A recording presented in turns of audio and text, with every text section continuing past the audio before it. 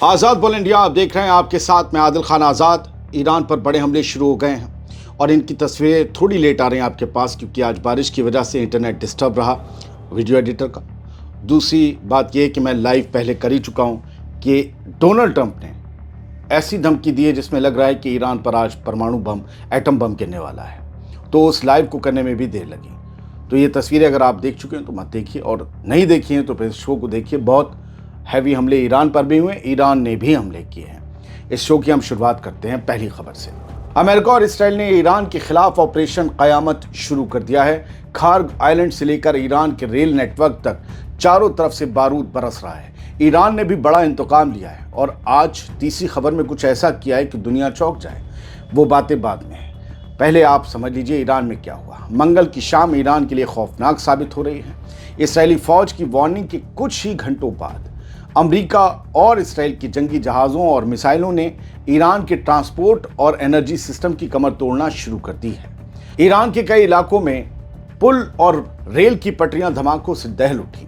Iran पर हुए इन तबाही वाले हमलों और टारगेट की लिस्ट को समझ लीजिए, कहां कहां क्या क्या हुआ है। खार्ग आइलैंड, जहां से ईरान का 90% तेल जाता है, एक्सपोर्ट होता है, वहां बड़ा हमला हुआ है। ईरान के सबसे बड़े तेल टर्मिनल खार्ग आइलैंड को अमेरिका और इसराइल ने मिलकर निशाना बनाया है। रिपोर्ट्स के मुताबिक वहां के रडार स्टेशन, मिलिट्री बेस और डॉकिंग फैसिलिटीज पर भारी बमबारी की गई है। ये मैं 7 अप्रैल 2026 की बातें कर रहा हूं। ट्रंप ने पहले ही कहा था कि अगर होर्मुज़ नहीं खुला तो इस आइलैंड का वजूद मिटा दिया जाएगा।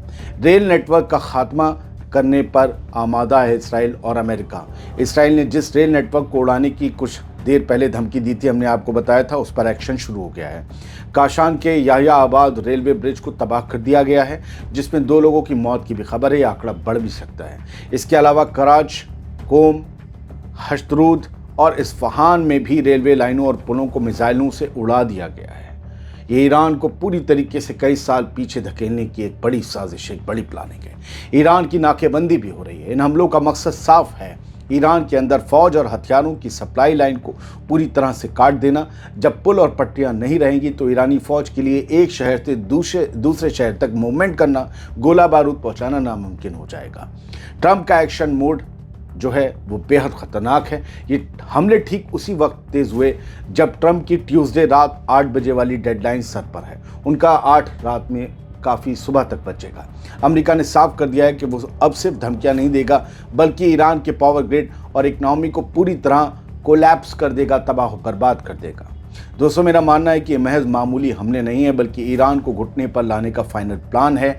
खार्ग आइलैंड पर हमला करके ईरान की तिजोरी पर ताला लगा दिया गया है और रेल नेटवर्क तोड़कर उसके हाथ पांव काट दिए गए हैं।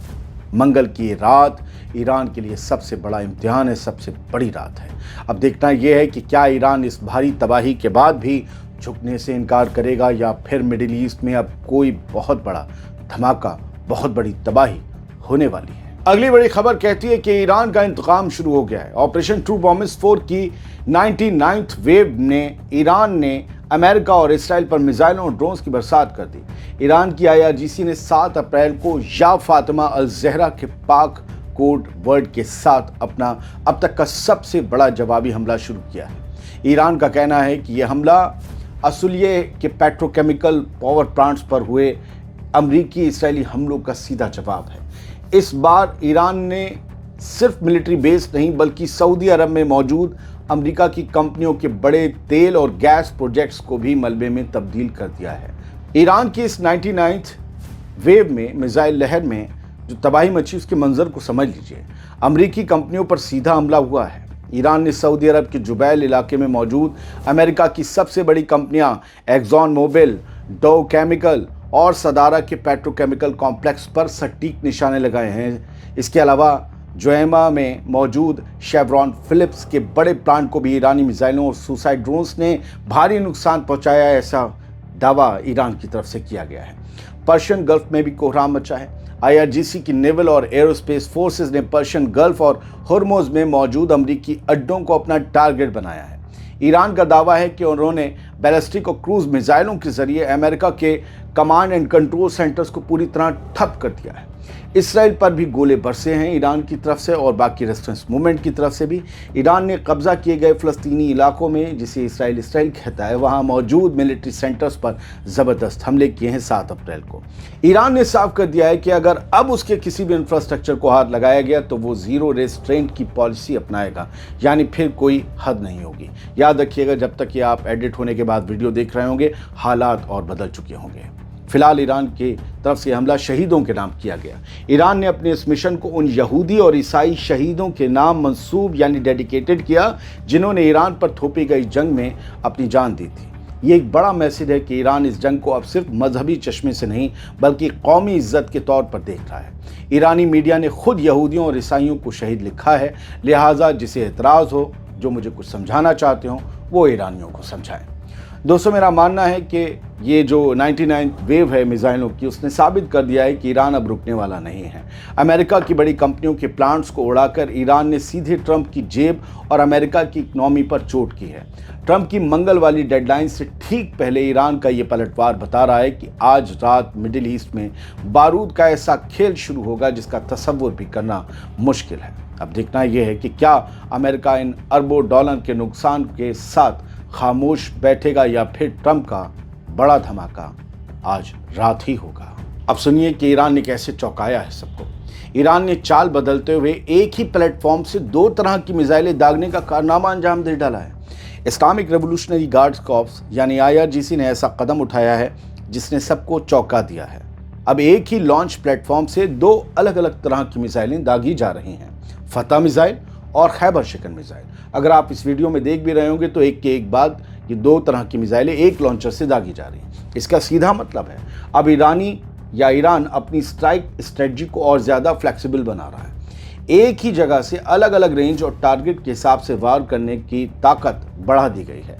जारी किए गए वीडियो में डोनाल्ड ट्रंप को हिटलर के गेटअप में पेश किया गया है, यानी ये दिखाया जा रहा है कि एक शख्स है जो सब कुछ तबाह कर देने पर आमादा है और ये जंग उसी के खिलाफ है।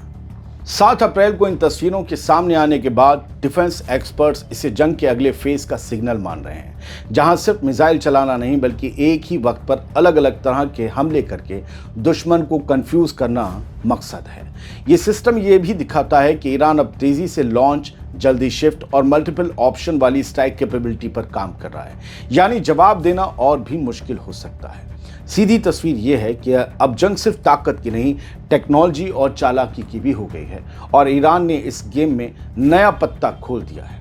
बड़ा सवाल यह है कि क्या ये नई चाल मैदान को बैलेंस में बदल देगी, या मैदान के बैलेंस को बदल देगी, या टक्कर और खतरनाक होने वाली है। देखते हैं। चलते चलते एक खबर, आज इस्राएली काउंसलेट पर इस्तांबुल में तुर्की में हमला हुआ है। अब काउंसलेट पर हुआ या उसके पास हुआ, खैर कहा तो ये जा रहा है काउंसलेट पर हुआ है और इसमें 2 से 3 लोग वो मारे गए तुर्किश पुलिस के हाथों जो इस्राएली काउंसलेट पर हमला करने आए थे, क्योंकि उन्हें दिफा करना है, सिक्योरिटी करनी है।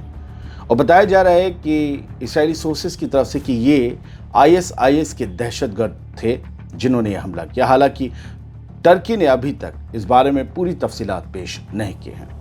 बहुत सी जल्दी खबरें बदलेंगी, तो आप जिस वक्त वीडियो देख रहे हैं याद रखिए खबर इससे आगे बढ़ चुकी हो सकती है। सलामत रहिए, खुश रहिए।